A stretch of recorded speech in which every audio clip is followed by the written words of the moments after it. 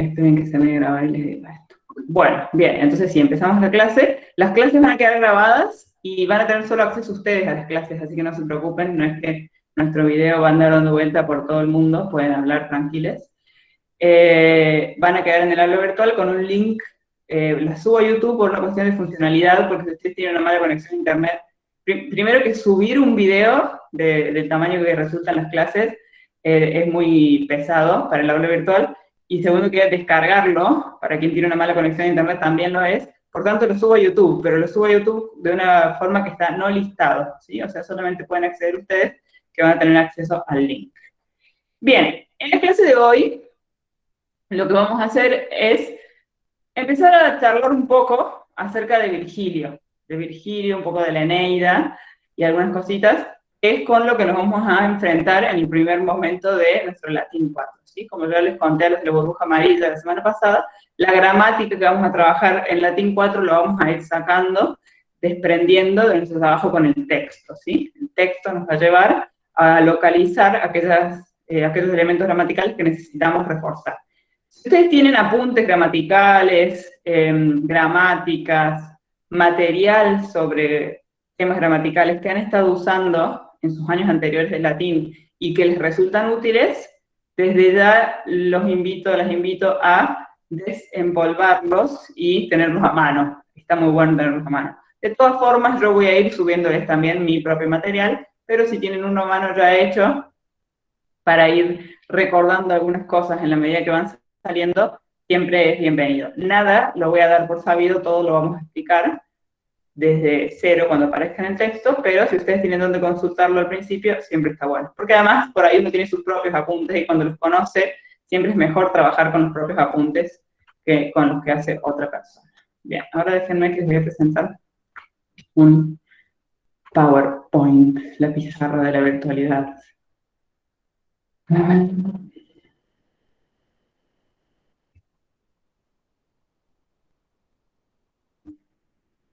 Bien, lo que no me gusta de esto es que no les veo las caritas a todos, pero no. Hola, Agus, gracias. Bueno, fíjense el título que le he puesto, gracias Agus, a la clase de hoy, Virgilio y el legado de la Eneida, ¿sí? Porque vamos a hablar un poco a partir de la pregunta de ¿por qué leer a Virgilio? ¿Sí? ¿Por qué leemos a Virgilio? ¿Qué les parece a ustedes? ¿Por qué creen ustedes que está bueno leer a Virgilio? ¿Tienen alguna idea preestablecida? ¿O piensan que no vale la pena? Ya está. Usted nos había dicho que la Eneida era la obra cumbre de la literatura romana. Bien, bien, eso es una buena razón, ¿no? La obra cumbre de la literatura romana, y también no solo es la obra cumbre de la literatura romana, sino que es una de las obras literarias más Sí, importantes. claro, ¿Cómo? sería como la base también de alguna manera de la cultura occidental. En cierta medida sí, podríamos decir que la base oficialmente serían la Ilíada y la Odisea de Homero, ¿no? Son las dos primeras obras de toda la literatura occidental. Y con esto es importante que se entienda lo que estoy diciendo cuando digo literatura occidental, cultura occidental, siempre voy a referirme a eso. Europeo occidental debería decir en realidad, porque Occidente tiene todo un cúmulo cultural que tiene que ver con la cultura originaria de los pueblos, por ejemplo, del continente americano, y ni hablar del continente africano, que no se consideran en general cuando uno habla de lo occidental. Cuando hablamos de la cultura occidental nos vamos a referir a esa cultura europea occidental que transmitió el Imperio Romano, ¿sí? Y de ahí en adelante el Imperio Español, Portugal, inglés, etcétera, trajeron a estas tierras. Pero no deja de ser importante porque es una cultura que abarca hoy unos buenos 2/3 del mundo. Entonces, son obras que han hasta cierto punto determinado las bases de lo que hoy sería nuestra cultura, ¿sí? Nuestra cultura, y también cuando hablamos de cultura romana no nos referimos solamente a la literatura, sino tenemos que pensar también en cuestiones políticas y ideológicas que también se han transmitido y en cierta forma forman parte hoy de nuestro paradigma cultural. Hoy les puse que por más de 2000 años, la Eneida ha sido copiada en papiros, pergaminos hechos de piel de animales y papel. ¿Qué quiere decir esto? Porque a veces no nos imaginamos, no nos damos cuenta de la envergadura de lo que es leer un libro clásico. A mí directamente me emociona. ¿Por qué me emociona? Porque la Eneida fue compuesta entre el año 29 y el año 19 antes de Cristo. ¿Sí? Ya tenemos 2021 años después de Cristo. Le sumamos 30 años más, con lo cual tenemos 2050 años hace que Virgilio empezó a componer la Eneida. Y no es que ese librito Virgilio lo guardó en un cajón y nos llegó a nosotros, lo encontró alguien por ahí en la Edad Media y dijo, ah, mira qué lindo la Eneida, y esa Eneida tenemos hoy. No es esa la historia, porque claramente, primero que Virgilio lo copió, no sé si lo copió él o tenía escribas probablemente. De hecho, Virgilio no terminó la Eneida oficialmente, cuando se murió pidió que la quemaran porque le parecía que estaba incompleta y sin embargo se ha vuelto la obra cumbre de la literatura romana, porque Augusto, el que era emperador en ese momento, dijo nada de eso, la Eneida se publica, se empezó a copiar en papiros, allá por el siglo I antes de Cristo, que es cuando se murió, se lo guardó en su biblioteca. Las bibliotecas en esos tiempos no eran como hoy con los lomitos de los libros, como vemos acá atrás, sino que las bibliotecas en ese tiempo estaban conformadas por rollos de papiro, porque el papiro se enrollaba como si fuera literalmente un título, un mensaje que nos llega, un diploma, así más o menos se veían, y se guardaban así en la biblioteca, todos con algunos bustitos de autores, de poetas famosos. La gente le parecía interesante tener la Eneida, se pedía una copia, la pagaba, se la copiaban a mano, tenía la Eneida. En la Edad Media, ese momento tan oscuro de la historia del mundo, muchísimos monjes, escribas y personajes de distinta índole se dedicaron oficialmente a la tarea de copiar los textos clásicos que habían llegado y que ellos elegían, ¿no? Porque mucho hemos perdido por el filtro de la Edad Media. Muchos textos que la Edad Media decidió no copiar, los perdimos porque se copiaban, no es que impresoras imprimían a mansalva copias y copias de la Eneida y teníamos por todos lados en un bestseller en las librerías, ¿no? Entonces, en la Edad Media decidieron seguir copiando, empezó el sistema del pergamino, que era mucho más perdurable. El pergamino estaba hecho con piel de animales. El papiro es una planta, ¿sí? Una hoja que no es tampoco común, la deben haber visto en alguna casa de gente que por ahí por gusto tiene sus jardines. Se ven como unos pirinchos así para arriba, son unas hojitas finitas. No se me ocurrió ahora tenerles lista una foto, pero después les voy a mostrar. Que se unen, se entretejen unas con otras y por un tratamiento termina quedando la hoja, pero es muy inestable, se rompe muchísimo. Muchos han perdurado, tenemos papiros viejísimos, los manuscritos más viejos de lo que tenemos, de las obras algunas obras que tenemos son papiros, de Virgilio no conservamos ningún papiro, por supuesto. Muchos se conservan porque se quedaron en Egipto, y en Egipto la temperatura del norte de África hizo que muchos papiros perduraran. Bueno, el pergamino era un poco más perdurable porque el pergamino es literalmente cuero, ¿sí? Es de la piel del animal, con un tratamiento, yo ahora tengo un video, pero vamos a ver si lo vemos o no, si no igual se los voy a dejar para los curiosos en el aula, de cómo se hacía un libro de pergamino, ¿sí? El pergamino era un cuero de un animal que pasaba por unos tratamientos mediante los cuales se le sacaba los pelos y la carne que le quedaba, se lo estiraba, se lo iba rascando, estirando, mientras iba secando, y cuando se secaba quedaba una gran hoja de cuero, finita y blanca, se recortaba y en base a eso se hacían los libros. En la Edad Media, los libros manuscritos todavía, porque la imprenta, ¿de qué siglo es la imprenta?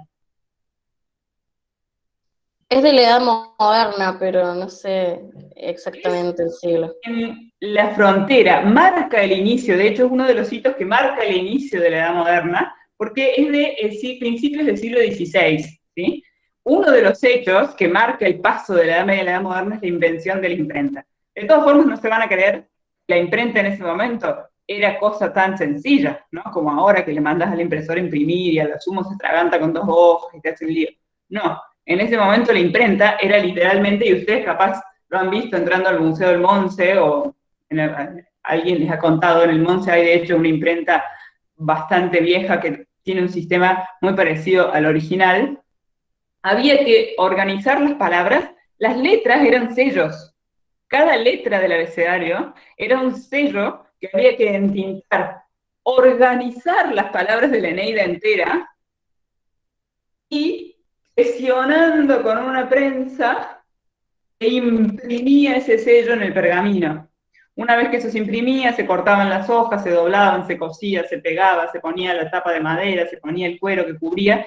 Fíjense, no sé si han visto esos libros viejos que tienen incluso como un cierrecito como los diarios. Vieron que los diarios íntimos vienen como con una tirita que cierra el libro y lo engancha. ¿Eso saben por qué era? Porque el pergamino es un cuero.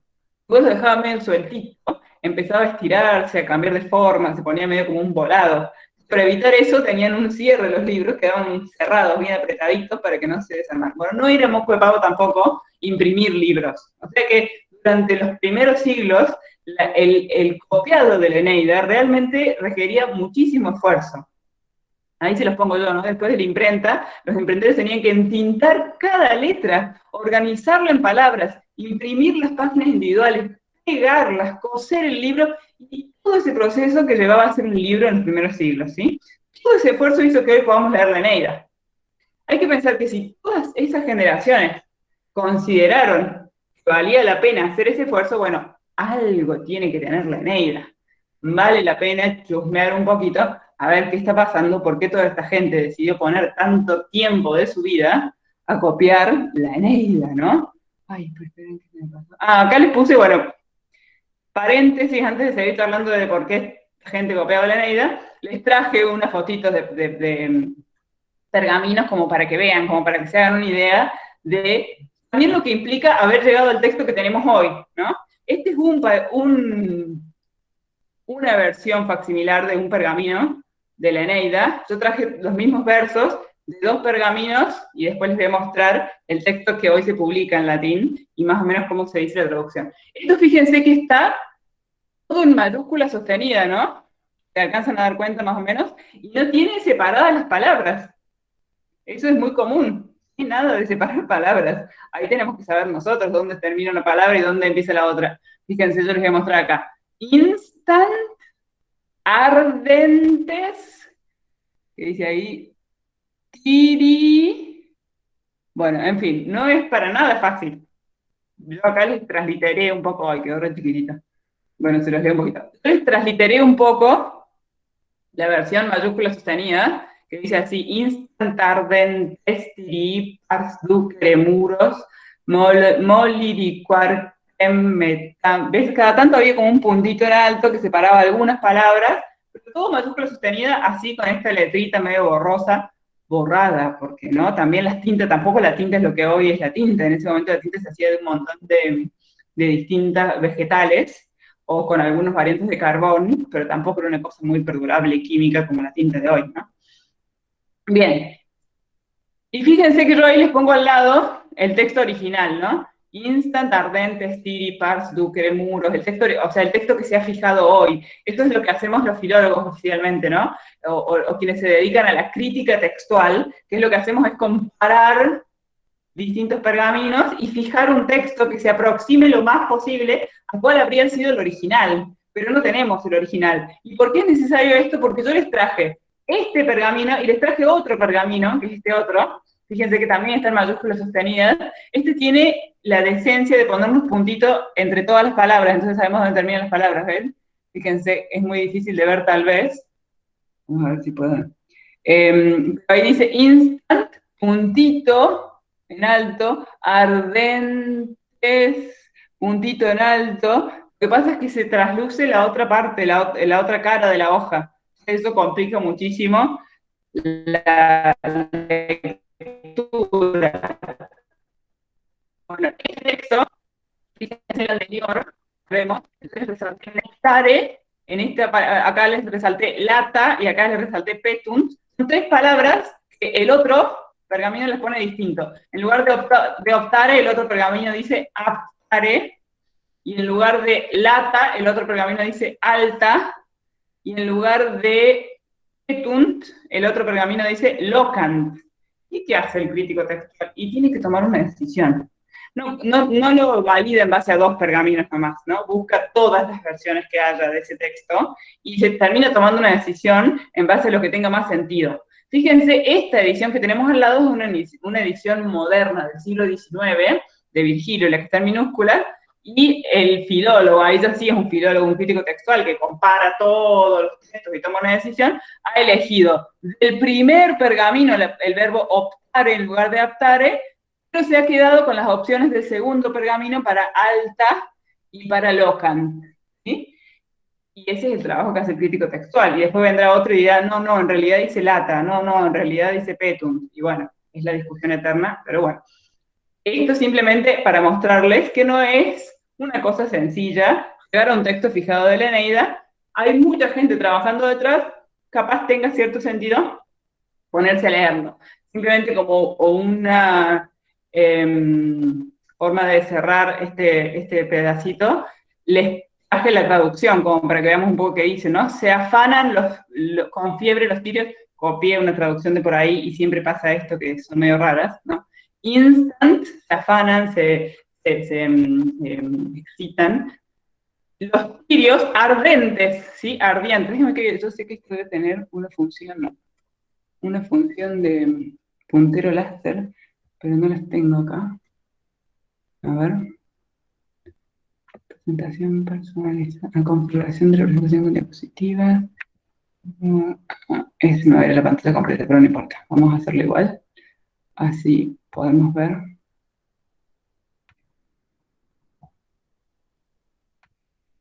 Bien. Perdón, profe, ahí está abajo los circulitos con opciones. Sí. Bueno, hay uno al lado de una flechita que apunta hacia la derecha. Ese creo que es el puntero láser. Sí, sí, ahí lo encontré. Lo que pasa es que no estaba con la pantalla completa porque Claro. quería verlo a ustedes. Ahora puse la pantalla completa para poder tener el puntero láser. Genial. Gracias. Bien, entonces, instant ardentes tirios se afanan, dice con fiebre los tirios, pero no es que tenían fiebre, ¿no? Sino que estaban ardientes, así enardecidos. Los tirios trazan la muralla, dice pars, que en latín es unos, una parte, la otra parte, ¿sí? Una parte traza las murallas, dice, y levantan la fortaleza, dice, moliri archem, ¿no? Está todo en infinitivos, ahí tendríamos que hacer toda una explicación de por qué están en infinitivos estos verbos, lo vamos a hacer en otro momento, ¿no? Levantan la fortaleza, archem, y hacen rodar, subvolvere, ¿sí? Girar, hacen girar con las manos, manibus, las piedras, ¿sí?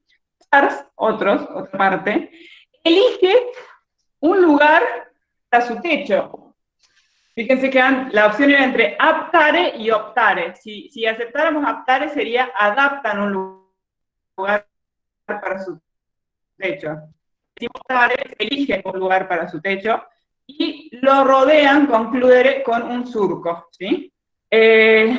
Leyes están dictando los jueces. Magistratus, ¿sí? Magistratus, iura legunt, ¿sí? Dicen, dictan iura, leyes.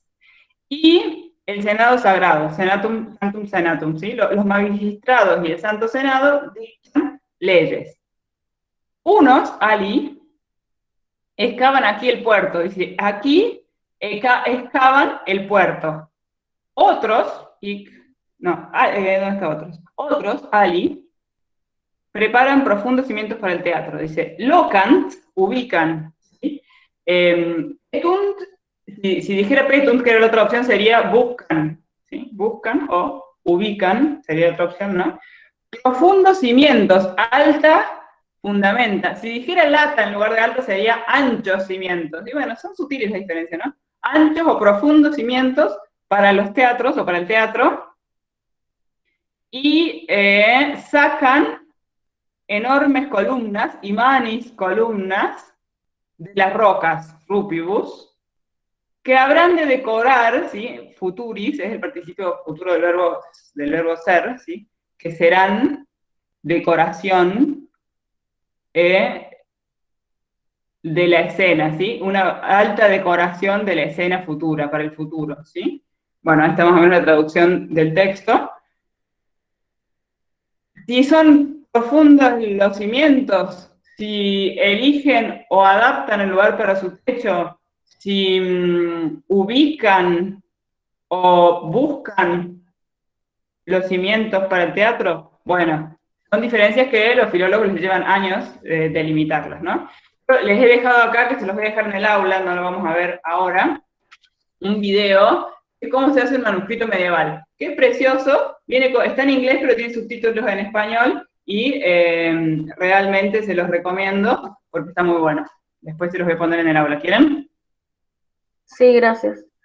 Una pregunta, ¿y cómo se toma la decisión de qué variante al castellano usar? O sea, porque es muy difícil, o sea, se comparan todas las versiones y según la que parezca más veces se elige cuál poner, o no es necesariamente la que aparece más veces. Mira, Pablito, has hecho una pregunta excelente sobre la cual tendría que darles un curso entero todo el año que se llama crítica textual, ¿sí? La disciplina que se encarga de esto se llama crítica textual. Lo que hace es comparar todos los textos y tomar decisiones según la autoridad de los manuscritos, la antigüedad de los manuscritos.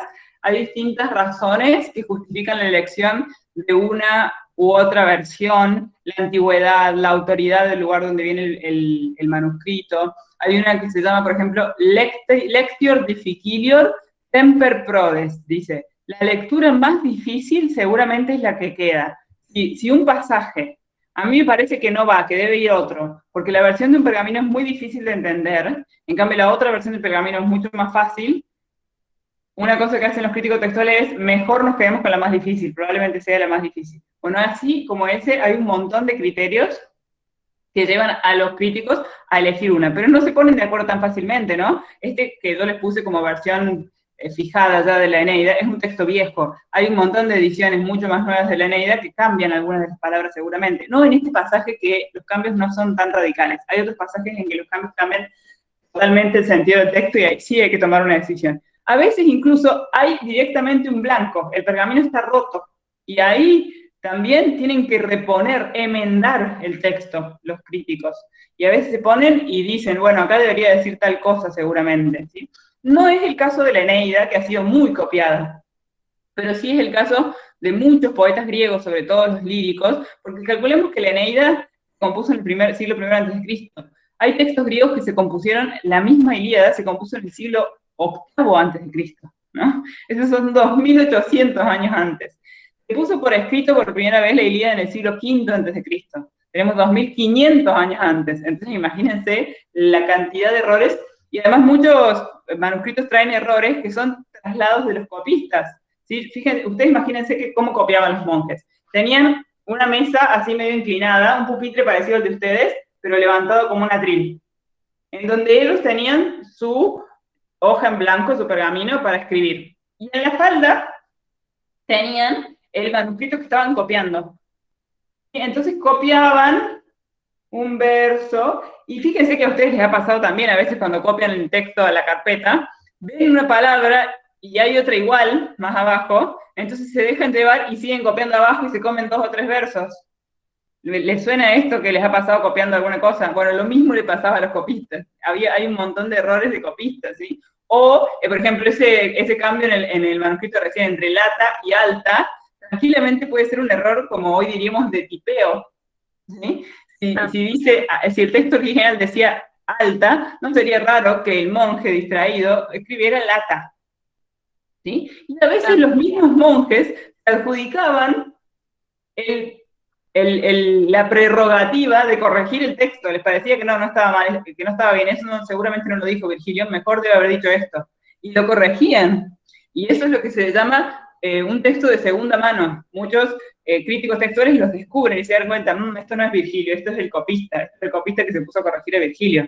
Entonces son la gente que hace ese tipo de ediciones textuales dedica su vida entera a trabajar con esos autores y los conoce a la perfección. ¿Sí? Acá en Argentina es muy difícil hacer crítica textual porque no tenemos los manuscritos originales. Nosotros nos tenemos que conformar con las ediciones como nos llegan. Pero en Europa, los filólogos se dedican muchos directamente a la crítica textual, a hacer nuevas y nuevas ediciones de los textos basadas en nuevos manuscritos que aparecen, etcétera, etcétera. Es todo un mundo de trabajo que es interesante, que por ahí nos olvidamos. A mí me gusta contárselos porque porque por ahí nos olvidamos todo el trabajo que hay detrás de que nosotros hoy podamos leer una Eneida traducida al castellano, ¿sí? Para eso tiene que haber un texto latino fijado, y para haber fijado ese texto latino hay toda una historia de copia y copia y copia de los textos, que también tiene que ver con qué textos nos han llegado y cuáles no.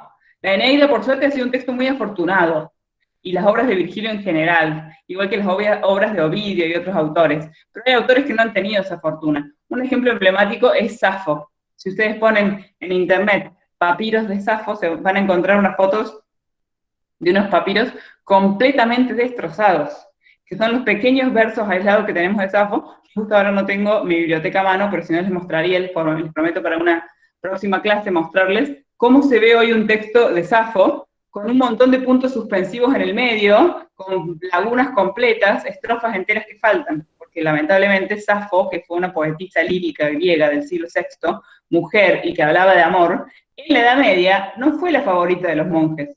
No tenían tanta gana de copiar a Safo como copiar a Virgilio. Entonces Safo nos llegó muy fragmentada. Son cosas que pasan. Bueno, entonces les pongo ahí por qué, como una síntesis, por qué decimos que la Eneida es un clásico, ¿no? Porque ahí también está, ¿qué definimos como clásico? ¿Qué es un clásico? Y yo pongo ahí por su valor inagotable. ¿Inagotable en qué sentido? En que sigue teniendo valor a través del año, ¿no? Generación tras generación, la gente ha elegido copiar este libro en vez de otra pieza literaria, más aún, ha elegido copiar este libro en vez de hacer otra cosa con su vida. Y hay gente que ha elegido dedicar el tiempo de su vida a copiar la Eneida. Estos dos factores, por un lado, el deseo de preservar la literatura, una pieza literaria de un valor inagotable, y dos, el paso del tiempo, crearon un filtro de 2000 años que permitió que la Eneida y otras obras seleccionadas sobrevivan. Una de las razones por las que leemos la Eneida es para considerar cuáles son esas cualidades inagotables que hacen la Eneida un clásico. ¿Y qué perspectiva de la condición humana nos puede ofrecer hoy la épica, ¿sí? Lo que vamos a tratar nosotros es decir, bueno, a ver, ¿valió la pena el trabajo con lo poco que alcancemos a leer de la Eneida de nosotros en este pequeño curso de Latín 4 en pandemia? Vamos a tratar de ver, ¿valió la pena el esfuerzo de toda esta gente durante 2000 años? ¿Se dedicaron bien a copiar estos versos? ¿Y por qué? ¿Por qué eligieron que la Eneida fuera un clásico? Vamos a ver si a nosotros nos puede parecer que tiene sentido el trabajo que hicieron, con el tiempo, con lo que podamos leer. Pero está bueno el desafío, ¿no? De, bueno, es un clásico, está en la currícula de todos los cursos de latín, lo copiaron por 2000 años, a ver por qué. Y bueno, lo veamos leyendo a Virgilio directamente. Virgilio es importante porque grandes pensadores, se ve re chiquito eso, yo se los voy a ir leyendo, después les va a quedar en el aula. Grandes pensadores posteriores a Virgilio están en conversación permanente con él. ¿Sí? Grandes pensadores que han sido fundales de la cultura occidental posterior dialogan con Virgilio. La Eneida no solamente tuvo influencia inmediata, lo cual quiere decir que después de su muerte Augusto obligó a que se publicara, pasó a ser parte de la currícula escolar de los romanos, ¿sí? Los romanos desde el día 1 de la muerte de Virgilio empezaron a tener la Eneida como libro de estudio en las escuelas y se la aprendían de memoria y la copiaban. Ovidio, que es muy inmediatamente posterior a Virgilio, o sea, fue contemporáneo a Virgilio hasta cierto punto, mucho más joven que Virgilio, pero convivió en la misma época, también ya se dio cuenta del valor de la Eneida y la imitó y trató de hacer cosas con eso, y no solo eso, sino, yo les pongo ahí, a finales del siglo III después de Cristo, Agustín de Hiponá, conocido como San Agustín, no sé si les suena de filosofía o de algo así, él mismo era tan fanático de la Eneida, se lamentaba llorar más por Dido y Eneas, vamos a ver que hay una historia ahí de amor entre Dido y Eneas, que por su propia alma, ¿sí? Le conmovía más la historia de Dido y Eneas que su propia alma. Con una de sus obras, que se llama Ciudad de Dios, lo que hizo fue intentar desafiar el rol de la Eneida en la educación. Dijo, no, yo quiero que se empiece a leer esta obra mía, Ciudad de Dios, no la Eneida, y para eso creó Ciudad de Dios.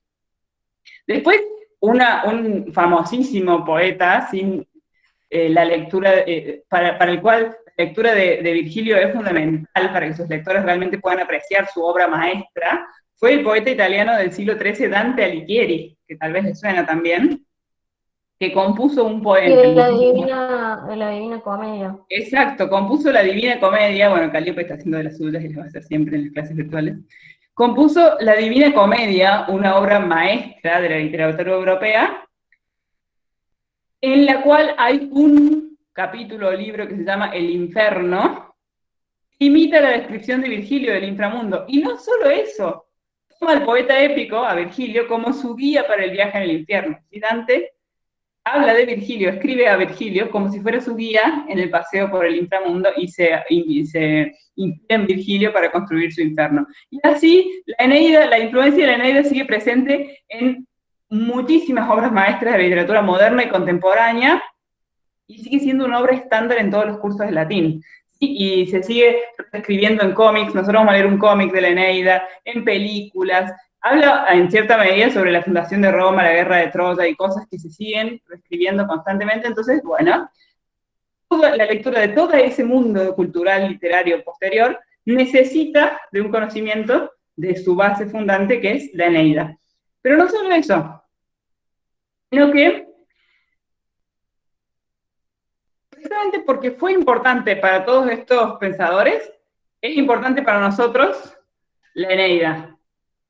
Porque todos estos pensadores, yo les puse ejemplos, pero son muchísimos más, fueron inspirados por las reflexiones que Virgilio tuvo sobre el mito, sobre la historia de Roma, sobre las relaciones entre las personas, sobre las constituciones del Estado. Estas conversaciones de 2000 años convierten el poema en un texto fundacional de la historia occidental, que ya se los había dicho. Yo siempre me adelanto porque me gusta más la pizarra que el PowerPoint, pero bueno, la información queda ahí para que después ustedes la tengan, ¿no? Que dice ahí, bueno, que esa conversación es fundacional de la cultura occidental y la Eneida es parte inspiradora de todo eso. Y por tanto, leer la Eneida, ¿qué nos permite a nosotros? Participar de esa misma conversación. ¿Sí? Cuando leemos la Eneida, a través de la lectura de la Eneida, podemos conversar con Dante, podemos conversar con San Agustín y con muchísimos otros poetas modernos contemporáneos que se basaron en la lectura de Virgilio. Nos habilita a ser parte de esa conversación de los grandes pensadores de la cultura occidental. Pero no solo eso, sino que Virgilio mismo, así como los modernos se pusieron en conversación con Virgilio, Virgilio ya estaba él mismo en conversación con pensadores del pasado. Pocos autores en la historia de la literatura imitan y reelaboran la literatura anterior como Virgilio.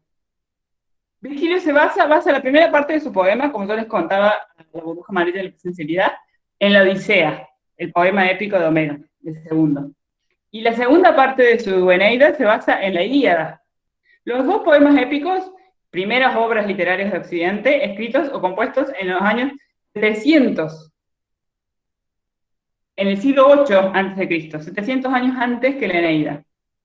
Además, por ejemplo, modela el amorío de Dido y Eneas, que es una historia de amor que hay ahí en el libro cuarto oficialmente, es la historia de amor de Dido y Eneas, en Jasón y Medea, que está en la Argonáutica de Apolonio Rodio, que es otro poema épico un poco más nuevo que los de Homero en el siglo VIII, pero del siglo III a.C., o sea, 300 años antes que Virgilio. Y se inspira también en los anales del historiador romano Enio y en la épica epicúrea de un filósofo poeta que se llama Lucrecio, que escribió un poema filosófico épico que se llamó De Rerum Natura. ¿Y qué hace con esto?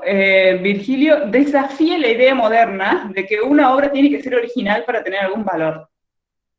No existía esa idea de originalidad en la antigüedad, ¿sí? Él toma toda la tradición literaria, cita a los autores, los trae a colación, los lectores lo saben, se dan cuenta, y en ese darse cuenta, disfrutan de la lectura de Virgilio porque van a buscar a ver qué tiene para decirnos Virgilio con todo este material que nosotros ya conocemos, ¿sí? ¿Qué tiene para sumar a la Odisea? ¿Qué tiene para sumar a la Ilíada? ¿Qué tiene para sumar a la filosofía? Etcétera, etcétera. Esta forma de trabajar nos muestra cuán importante es el conocimiento de la tradición literaria para construir obras literarias de gran envergadura, ¿sí?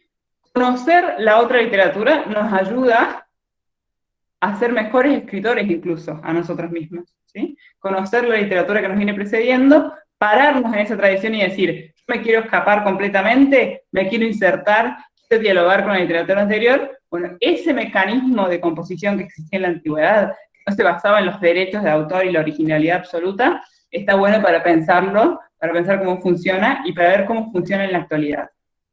¿Vamos hasta ahí con Virgilio? La Eneida, que es el poema épico este que compuso Virgilio,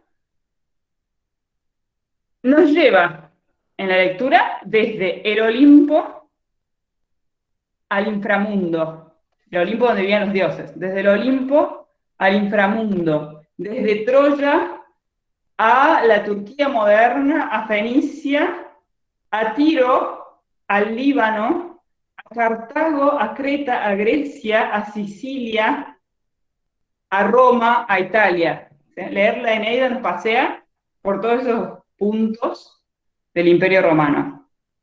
Une la mitología y la tradición griega con el legado etrusco y latino e italiano, que eran todos los pueblos originarios que vivían en la península donde hoy está Italia, en la famosa bota italiana. Y con eso también hace un cierto honra en cierta manera a toda la cultura original de los pueblos del Lacio y genera, y a la vez vincula el imperio de Augusto con la historia de Eneas. ¿Sí? Termina diciendo que Augusto y su familia derivan directamente de Eneas, que a su vez es hijo de la diosa Venus. ¿Sí? No es poca cosa. Claro, de alguna manera nosotros vimos en historia que lo que se busca en esa época es resaltar los orígenes de Roma. ¿Por qué Roma es la ciudad más importante de ese momento? ¿Por qué? Porque tiene orígenes divinos, entonces tiene que brillar y por eso es una ciudad imperial. Exacto, Pablito, exacto. Eso es lo que quiere lograr. No es que lo quiere, no necesariamente lo quería lograr Virgilio, pero claro, es lo que le pidió a Augusto. lo que le pidió a Augusto. Es lo que le pidió a Augusto y lo logra, y la obra se convierte en una suerte de propaganda, y propaganda política, de que hay un propósito en la historia, un propósito en el Imperio Romano, en todo el gobierno de Augusto, en la paz de Augusto para unificar a todo el Mediterráneo, y que todo este propósito tiene una aprobación divina. Así que no era poca cosa para la historia romana la escritura de la Eneida. Y en el marco de todo este contexto que nos lleva de acá a allá y una mitología con la otra, encima la Eneida se plantea un montón de preguntas filosóficas del tipo, ¿qué significa ser una buena persona? ¿Por qué una persona piadosa? Ya vamos a ver eventualmente cuando nos metamos en la Eneida qué significa para la Eneida una persona piadosa. Debe sufrir. ¿Qué obligaciones tenemos entre nosotros? ¿Qué rol juegan las emociones? ¿Qué rol juegan los dioses en nuestra vida? ¿La religión nos vuelve exitosos? Si hay vida después de la muerte, ¿cómo nos imaginamos que es? ¿Por qué no vivir una vida de placeres y olvidarnos de todas estas preocupaciones? Hoy, en las escuelas y en los espacios públicos, en general nos callamos sobre este tipo de preguntas precisamente porque son muy personales e importantes e ideológicas. Pero como Virgilio escribió la Eneida separado de las tradiciones cristiana, judía, islámica, podemos encarar discusiones profundas y significativas sin desafiar las tradiciones propias de cada uno. Sí nos podemos poner a charlar acerca de esas preguntas, según las plantea y las responde Virgilio, sin meternos en cuestiones religiosas o ideológicas contemporáneas, porque no hace falta, porque Virgilio no las necesitó para dar respuesta. Entonces no necesitamos decir que la religión católica, judía o la islámica es la que va, la ideología tal o tal cual, porque lo que vamos a hacer es responderlos por medio de Virgilio. Y entonces podemos entablar una discusión constructiva, crítica sobre temas fundamentales de la filosofía, sin meternos en cuestiones ideológicas contemporáneas. El legado de Virgilio, una vez más, es el de mantener la conversación activa. Entonces, leer a Virgilio nos hace mantenernos en conversación con todos estos temas filosóficos, literarios e históricos, que son, sin duda, importantes. Y los podemos conversar solo a partir de la lectura de Virgilio y de la Eneida. Bien. Para poder enfrentarnos a la Eneida en sí misma, necesitamos hacernos unas mínimas preguntitas que tienen que ver con contextualizarlos. Y entonces yo hago acá algunas preguntas preliminares con una síntesis muy sintética de la historia, no los voy a poner a estudiar historia de Roma, han estudiado ustedes, pero para ubicarnos un poco en tiempo y espacio. ¿Quién fue Virgilio? Su nombre fue Publius Vergilius Maro, ¿sí? Recuerden que en latín tenían 3 nombres las personas, por lo menos. Un nombre propio, un nomen, un cognomen o apellido, ¿sí? Y un apodo.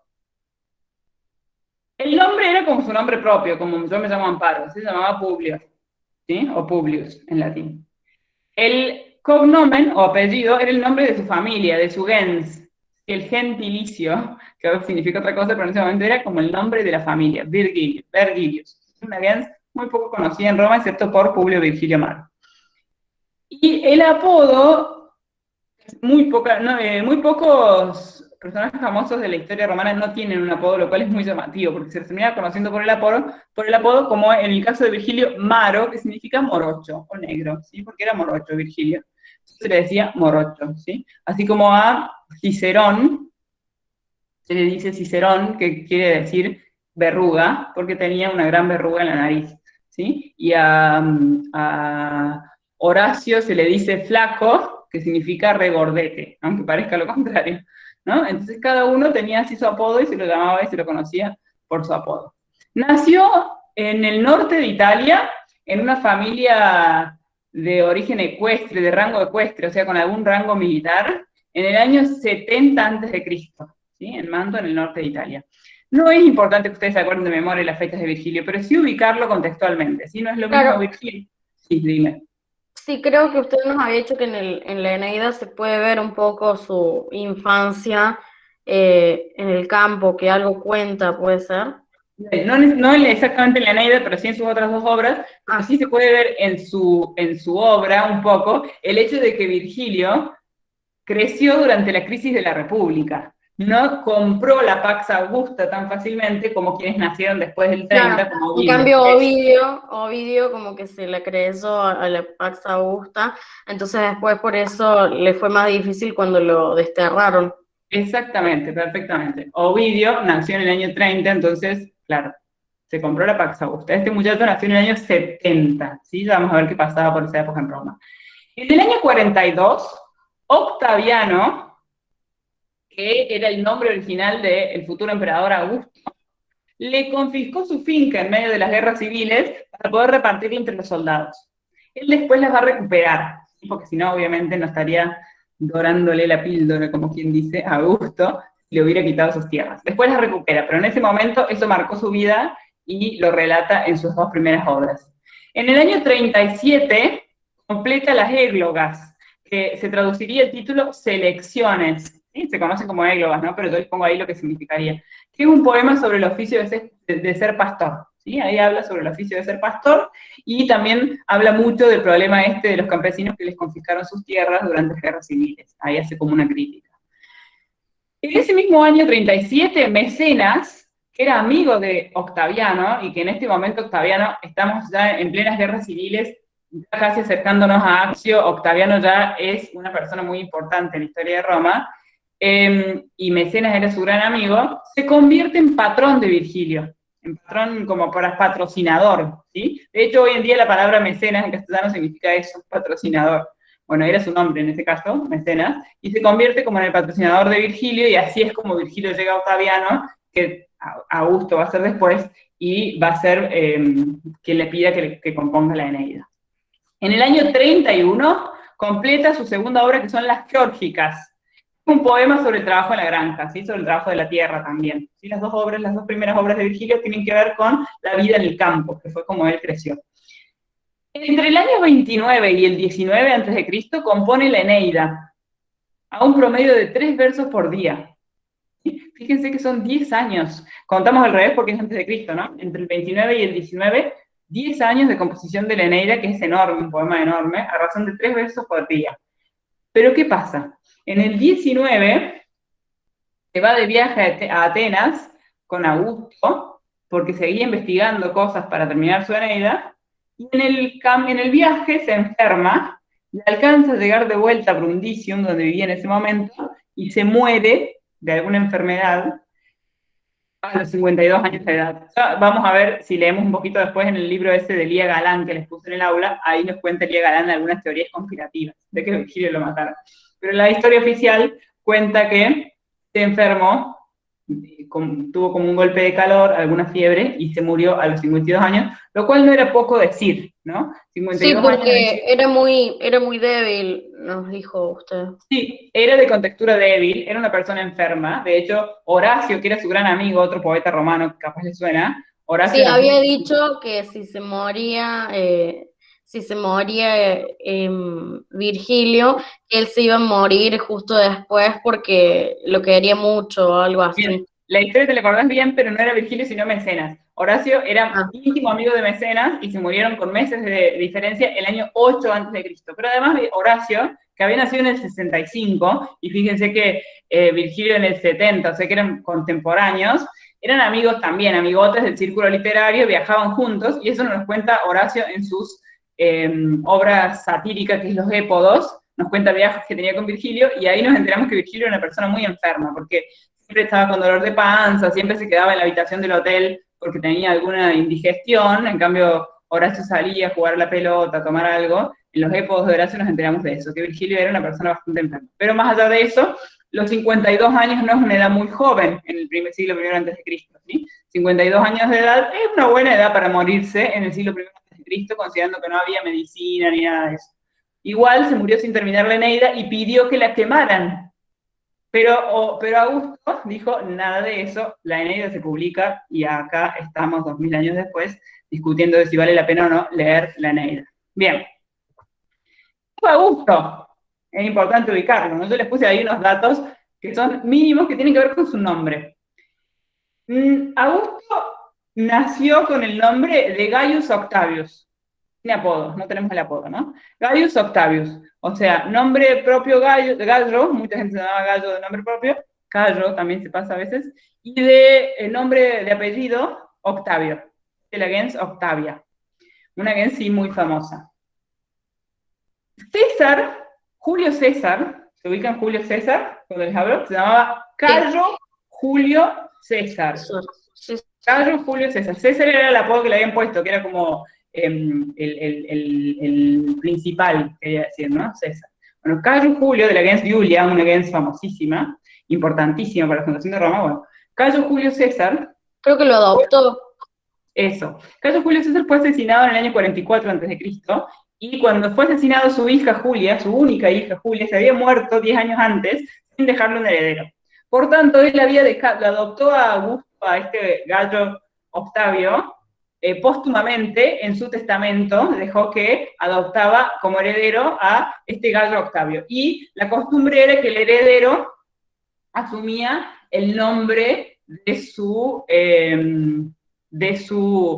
padre adoptivo. Entonces de ahí pasó a llamarse, y su propio nombre se convertía en una suerte de apodo. Entonces pasó a llamarse Cayo Julio César Octaviano, ¿sí? El Octaviano, porque no es más Octavio, ya no pertenece a la gens Octavia, sino que ahora pasa a pertenecer a la gens Julia, ¿sí? Cayo Julio César Octaviano, ¿sí? Ese pasó a ser su nombre. Nació en el 63, entre el 63 y el 44, cuando no era nadie en el mundo, se llamaba Gallo Octavio. A partir del 43, cuando empieza a tener que pelear por el asesinato de su padre adoptivo, empieza a ser conocido como Octaviano, ¿sí? Asume el nombre de Gallo Julio César Octaviano, pero lo conocemos como Octaviano. En la historia lo vamos a llamar a partir del 43 y hasta el año 30, en realidad, aproximadamente, lo vamos a llamar Octaviano. Cuando hablemos cuando escuchemos el nombre Octaviano, nos vamos a estar refiriendo a Augusto, a César Augusto, entre los años 43 y 30, más o menos, que es desde el asesinato de Julio César hasta la batalla de Accio. Porque, ¿qué pasa? Después del asesinato de Julio César, eso lo vamos a ver ahora porque es una mini síntesis de eventos históricos, viene una sucesión de guerras civiles, una serie de guerras civiles tremendas, que terminan en una guerra civil de la guerra civil entre Marco Antonio y Octaviano. ¿Sí? Marco Antonio y Octaviano en primera instancia fueron los dos juntos de un lado en contra de los asesinos de Julio César, que eran Casio y Bruto. Pero después las cosas se desvirtuaron, porque el poder siempre desvirtúa las cosas, y haciendo una larga historia corta, terminaron enfrentados, al final de todo, Marco Antonio con Cleopatra, en Egipto, y acá todos aparecen, todos los personajes de la historia aparecen acá, Marco Antonio y Cleopatra terminaron enfrentados contra Octaviano, finalmente ganó Octaviano en la batalla de Accio, en el año 30 a.C., cuando empieza a instaurarse lo que hoy podríamos decir el Imperio Romano, ¿sí? Con el primer emperador, Augusto, aunque en esos primeros años no era tan el Imperio Romano. Augusto no se hizo llamar nunca emperador, sino que él era princeps inter pares, es el principado, él era el principal entre pares, y mantenía una imagen de senado, hacía de cuenta que la república continuaba, pero en realidad el que tenía el poder era él. No le digan a nadie. Después se dieron cuenta, y después vino el imperio, y después el imperio decayó a pasos cada vez más agigantados por un montón de problemas que siempre tienen que ver con el poder. Pero en el año 30, cuando Augusto gana la batalla de Accio, en el año 27, el Senado, o sea, 3 años después, el Senado le otorga el nombre Augusto, que quiere decir como el venerable, ¿sí? El que tiene que ser venerado. O sagrado, ¿no es persona sagrada también? Sí, persona sagrada porque es digna de veneración, no sagrada en el sentido con valor sagrado, sino digna de veneración, Augusto, ¿sí? Eso quiere decir.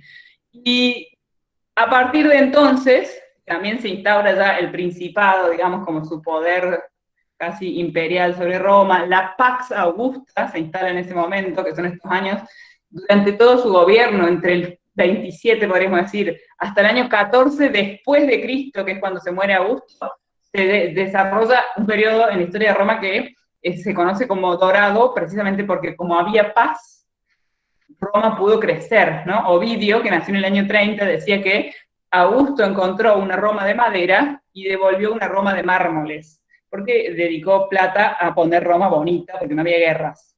Hacía muchos años que venían de guerra en guerra. Bueno, entonces a partir del año 27 lo conocemos como César Augusto. Este es nuestro César Augusto, que no es lo mismo que Julio César, ¿no? Entonces hay que distinguir un poco ahí. Julio César se murió en el 44. César Augusto va a ser nuestro César cada vez que hablemos de César y cada vez que hablemos de Augusto en estos tiempos de composición de la Eneida, ¿sí? Ese va a ser el primer emperador de Roma, conocido como Principado, esa primera parte del imperio, porque él no se hacía llamar emperador. Roma le tenía pavor a la idea de los reyes, ¿sí? Roma había desterrado a los reyes, esta parte de la historia, o sea, capaz se la acuerdan, en el tercer año, Roma había desterrado a los reyes, no quería saber nada con la idea de monarquía, entonces Augusto conocía esto muy bien, y lo que hizo fue empezar el imperio sutilmente, llamándose Princeps inter pares, el principal entre gente igual. Después ya está, ¿no? Después, desde la muerte de Augusto en adelante, fue claro que Roma tenía una monarquía, o sea, no tenía un rey, tenía un emperador a cargo, ¿sí? Bien, esto como para ubicarnos con este sujeto Augusto.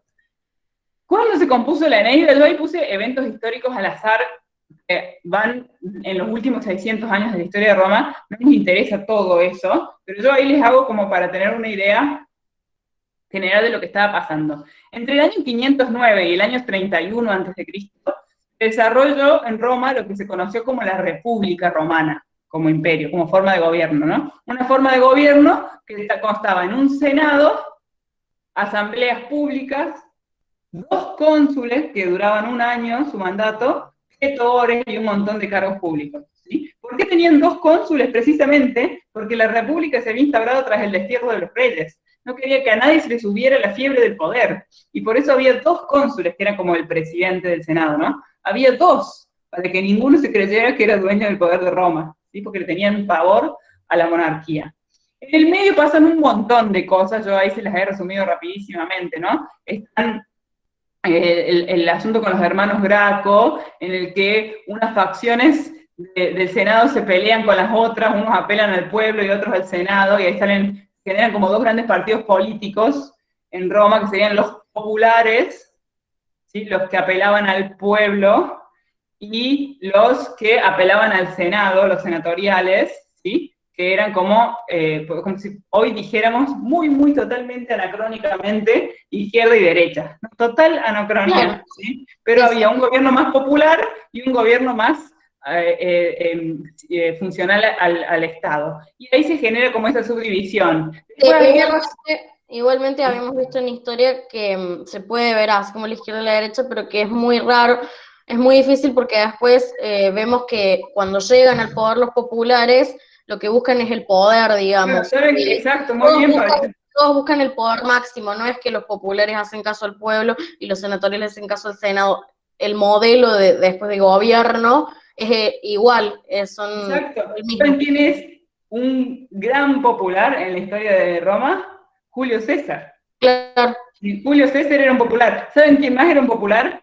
Catilina. Lo vamos a conocer a Catilina, y era un popular. Por eso les digo que, así medio anacrónicamente, pero se generan eso, ¿no? Catilina, Julio César son famosos populares de la historia. Y de los optimates, que es lo que se llama el partido de los senatoriales, los mejores optimates, ahí tenemos a Cicerón. Entre los importantes, los nombres conocidos, aparece Cicerón. Bien, yo ahí les pongo entre el año 88 y el año 82, 81, las guerras, no, entre el año 91 y 88, perdón, las guerras sociales, no sociales de lo que nosotros nos parece, sino porque es la guerra contra los Oki, los aliados romanos. Roma se había logrado expandir un montón gracias a una técnica que tenía, que era darle la ciudadanía a toda la gente, ¿sí? En vez de hacer guerras, decía, bueno, vení a vivir que te doy ciudadanía. Y todos esos pueblos se llamaban aliados, ¿sí? No tenían los mismos derechos de ciudadanos que los ciudadanos romanos oficiales. Bueno, entonces ahí durante esos años se dan las guerras sociales, que es la guerra contra los Oki, o sea, los Oki, los aliados, se levantan contra Roma y dicen, hey, pará, si vamos a ser ciudadanos queremos los mismos derechos. Ahí están las guerras sociales. Después hay unas guerras civiles provocadas por esas guerras sociales, que terminan en la dictadura de Sila, por ahí le suena. Toda esta historia nos va a servir más cuando veamos Cicerón, porque estamos un poco antes, ¿no? Terminan en la dictadura de Sila, que fue un sujeto bastante nefasto de la historia de Roma, uno de los peores, sin contar los reyes, que confiscó tierras, ejecutó directamente a los rivales, un tremendo ser Sila. En el medio de todo ese lío, se levantan los esclavos, y ahí capaz les suena el nombre Espartaco. Hay una revolución de los esclavos, ¿sí? Finalmente termina siendo reprimida por Craso, pero eso fue también un evento muy llamativo de la historia de Roma. En el siglo I antes de Cristo, un levantamiento de esclavos. Nunca más pasó por 600 años más, ¿no? No, por 800 años más, no se volvieron a levantar los esclavos. Bien, después viene la conjuración de Catilina, que nosotros la vamos a conocer bien cuando veamos a Cicerón, que fue un intento de golpe de Estado de un popular, Catilina, contra el gobierno senatorial, que fue reprimida precisamente por Cicerón. Y en el año 58, el 49, fueron los años de gloria de Julio César, fueron las campañas de Julio César por las Galias, ahí escribió Las guerras de las Galias, capaz que alguna vez tradujeron un textito, un libro que es hermoso, aunque no lo crean, ¿sí? Siempre parece horrible porque ustedes ven pedacitos aislados y no tienen idea de qué se trata, pero si uno leyera de principio a fin, La guerra de las Galias es un libro sobre antropología y sociología de esa época precioso. Julio César era una persona muy inteligente y es capaz de describir las culturas de los pueblos de una manera hermosa. Bueno, tuvo sus campañas por las Galias, Julio César, y finalmente las conquista completamente a las Galias y se niega a ceder el poder al Senado. Y ahí empieza la gresca, ahí empiezan a hacer la idea del imperio, ¿sí? Este famoso Julio César popular conquista las Galias, no quiere ceder ese poder al Senado, y ahí empieza la gresca, hay guerras civiles entre César y Pompeyo, por ahí le suenan los nombres, ¿no?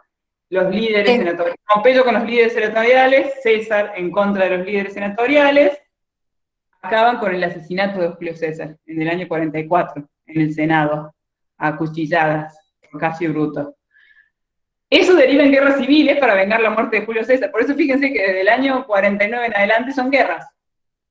Primero guerras civiles porque César no quería dar el poder al Senado. Después guerras civiles para vengar la muerte de Julio César. Después guerras civiles porque habían quedado Octaviano y Marco Antonio como los favoritos de Julio César. ¿Ahora qué hacemos? Y bueno, peleamos, porque ¿quién se queda con el poder? Uno de los dos nomás. Entonces pelean también Octaviano y Marco Antonio. Y finalmente en la batalla de Accio, Octaviano derrota a Antonio y Cleopatra, definitivamente, y se instala la Pax Augusta, la Pax Romana, ¿sí? En el año 31 es la batalla de Accio. La Pax Romana, la Pax Augusta, podríamos decir que se instala en el año 27. En el año 29, ahí en el medio, empieza a componerse la Eneida. ¿Sí? Un pantallazo súper veloz de la historia de Roma. Cosas que por ahí les suenan del año pasado, cosas que no voy a dar por sabidas, no se preocupen, no es que les le voy a preguntar qué fueron las guerras sociales del año 91, no. Les estoy haciendo un pantallazo porque es importante ubicarnos, porque estamos muy acostumbrados a agarrar los textos al tuntún, leerlos así de la nada, sin saber de qué van, sin saber quién los compuso ni cuándo, y eso para mí es importante. Por eso la matriz se llama lengua y cultura latina, ¿sí? Porque necesitamos ubicarnos. No puede pasar que uno llegue en latín 4 y no sepa la diferencia entre Julio César y César Augusto. Para eso hacemos este pantallazo de la historia de Roma. Está sintetizadísima, no la tienen que estudiar ni nada. Es la forma de contextualizarnos. ¿Estamos? ¿Vamos hasta ahí? ¿Me van siguiendo? Con todo este contexto para leer la Eneida. Bien, una cosita más que vamos a ver es el resumen, así, fíjense, en una línea, de qué se tratan los 12 libros de la Eneida, ¿sí? Vamos a tratar de leer en la Eneida. A mí me gustaría que leamos, aunque sea los primeros 4 libros, en castellano. Los primeros 6 sería la perfección, porque sería la mitad completa de la Eneida, con lo cual a ustedes, por curiosidad, les quedarían los segundos 6. No voy a ambicionar con más de la lectura del libro 1, pero si podemos llegar a leer hasta el libro 4 sería hermoso, porque el libro 4 es precioso, y como que cierran un ciclo estos primeros 4 libros. Ahora vamos a ver por qué. La Eneida es un libro maravilloso en términos de composición literaria, porque no es cualquier cosa. Parece una novela moderna. Empieza in media res, es decir, no empieza contando, había una vez un rey, no. Empieza con un evento llamativo, con un momento de la historia que resulta de particular interés y atracción para el lector, y a partir de ahí desarma y despliega la historia y va y vuelve en el tiempo. ¿Con qué empieza? Con una tormenta. Eneas es agarrado con sus tropas en medio de una tormenta. Así empieza en ella. ¿Quién es Eneas? Un guerrero troyano. Y nos volvemos en el tiempo a la guerra de Troya. Troya que estalla, ya sabemos que va a perder la guerra. ¿Qué pasa con Eneas? Los oráculos le dicen, Eneas, tenés que irte. No vale la pena que te quedes acá a defender Troya, porque Troya va a caer. Y si vos te quedas acá, te vas a morir con todos los troyanos. En cambio, le dicen los oráculos, te voy a asignar una misión más importante que morirte defendiendo Troya. Lleva a los tuyos, andate y busca un nuevo lugar para fundar una nueva Troya. Y les da unos indicios, ¿no? Ahí donde esté echada la vaca blanca, bla, no le dicen anda a Italia. Pero bueno, Eneas ahí se les tiene que arreglar, por eso no les es tan fácil irse, ¿no? Eneas se va y después vamos a ir conociendo un poco todo lo que pasa a Eneas hasta llegar ahí, pero nosotros empezamos la Eneida y nos encontramos a Eneas directamente en el medio de una tormenta, lo cual funcionaba a la perfección porque el tema era conocido. El lector de la Eneida sabía perfectamente quién era Eneas y por qué Eneas estaba ahí, ¿no? Se funciona a la perfección. Empieza la Eneida con una tormenta tremenda que Juno le manda a Eneas, ¿sí? Porque Juno estaba enojada con Eneas. ¿Por qué? Porque Juno era de los griegos, ¿sí? Estaba a favor de los griegos en la guerra de Troya. Y ya vamos a ver que Juno en la Eneida es un sujeto tan caprichoso. Juno es la reina de los dioses, ¿no? La esposa de Júpiter. Sí. Va a estar en el medio de todo, siempre interponiéndose hasta que Júpiter en un momento va a decir, bueno, Juno, ya está, se acabó, esto tiene que pasar y va a pasar. Bueno, mientras tanto Juno le va a ir haciendo muchos problemas a Eneas, y empieza precisamente con una tormenta que Juno le manda, y que hace que Eneas termine atracando en Cartago. El barco de Eneas con sus compañeros termina en Cartago, que es en el norte de África, en lo que hoy más o menos se ubicaría donde hoy está Tiro, por ahí al norte de África. Bien. ¿Qué pasa en el libro 2? Eneas, o sea, el libro 1 termina con Eneas entrando a Cartago, conociendo a la reina, etcétera, etcétera, y ahí la reina, al final del libro 1, le pide, la reina de Cartago es Dido, se llama Elisa de Tiro, es su nombre, pero su apodo es Dido. La reina le pide a Eneas que le cuente sus andanzas y la guerra de Troya, y lo que pasó con Troya. Entonces el libro 2 es Eneas contando la caída de Troya a Dido. Entonces ahí en el libro 2 nos enteramos un par de cosas más. Cómo es que Eneas llega a esa tormenta, le cuenta a Dido todo, qué pasó, cómo cayó el caballo de Troya, todo ese asunto lo cuenta en el libro 2, un libro hermosísimo para leer, por supuesto, me encanta mi libro 2, porque cuenta toda la historia de Troya, que no las cuenta ni la Ilíada, el caballo de Troya, un montón de cosas ahí, bien. El libro 3 sigue contando Eneas, pero como ya ha terminado con la caída de Troya, ha empezado a contar sobre sus viajes. El libro 3 abarca las andanzas de Eneas hasta llegar a Cartago, ¿sí? Entonces, libro 2 y 3 es todo un relato de Eneas habido. Empieza con la caída de Troya y termina con cómo Eneas termina llegando hasta las costas de Cartago. Y el libro 4 es una historia de amor que se da entre Dido y Eneas. ¿Sí? Eneas está muy cómodo en Cartago, le agarra el gustito, se queda ahí, se enamora de Dido hasta que se da cuenta de que se tiene que ir. Y todo eso termina en problemas.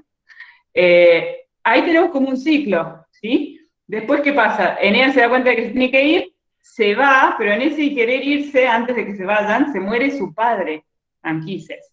Así que se detiene en un momento, y ese es el libro 5, un libro medio pasatista, en el que se hacen los juegos fúnebres en honor a Anquises, que es el padre de Eneas, ¿sí? Hay libros con juegos fúnebres en todas las épicas, en la Ilíada, por ejemplo, el libro 24, el último, el canto 24, antes de que termine la Ilíada, son los juegos fúnebres en honor a Héctor, ¿sí?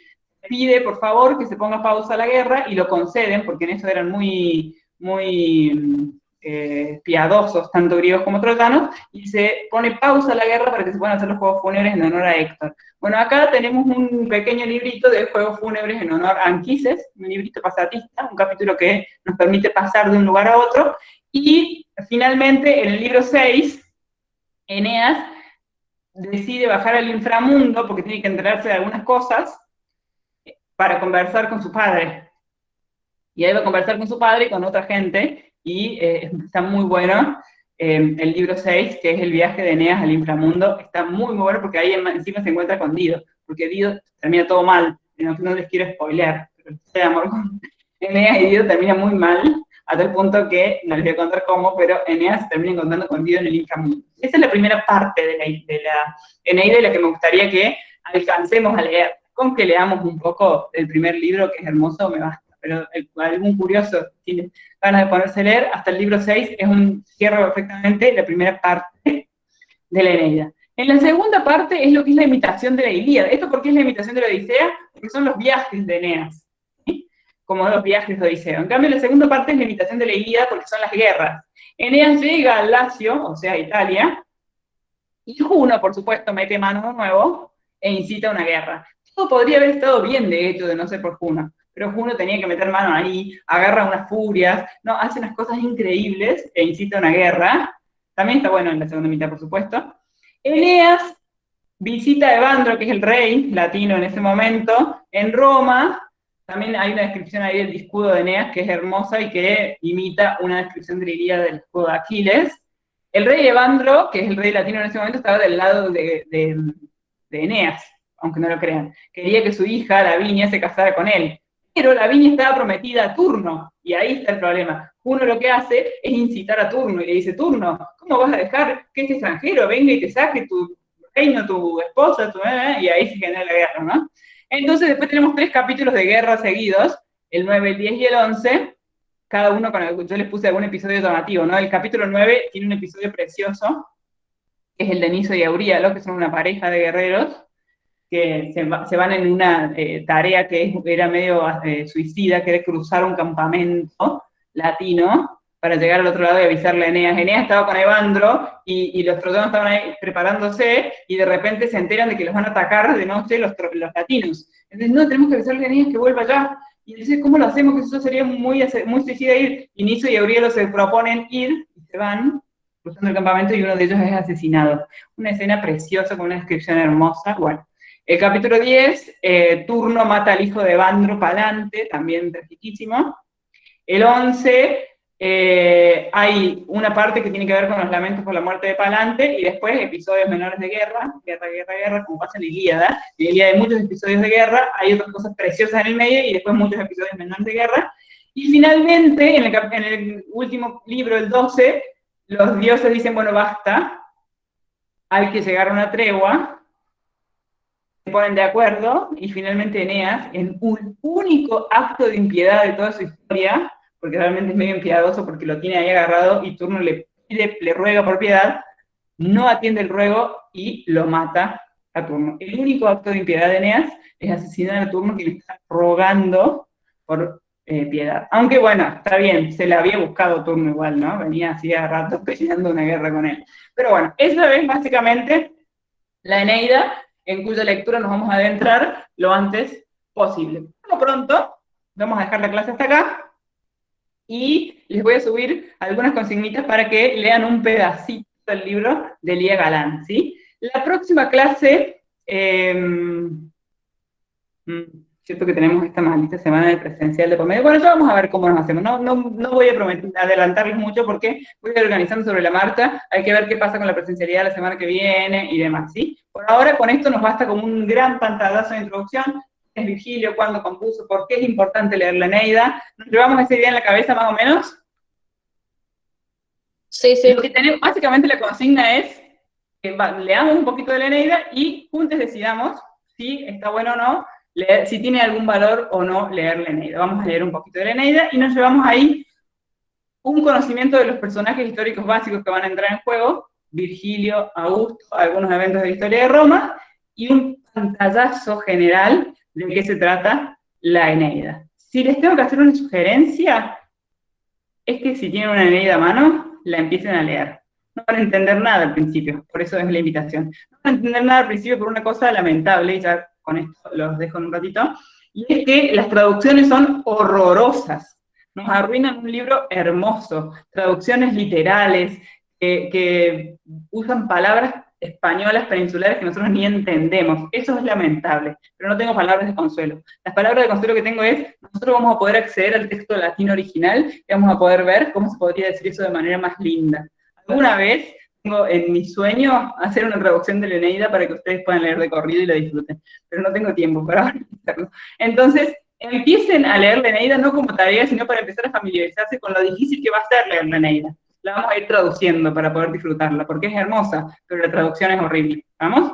Por ahora empiecen con eso, van a tener noticias mías en el aula el viernes, porque son nuestras clases, o sea, yo voy subiendo, ¿no? Nunca van a tener una tarea para un día que no tengamos clase.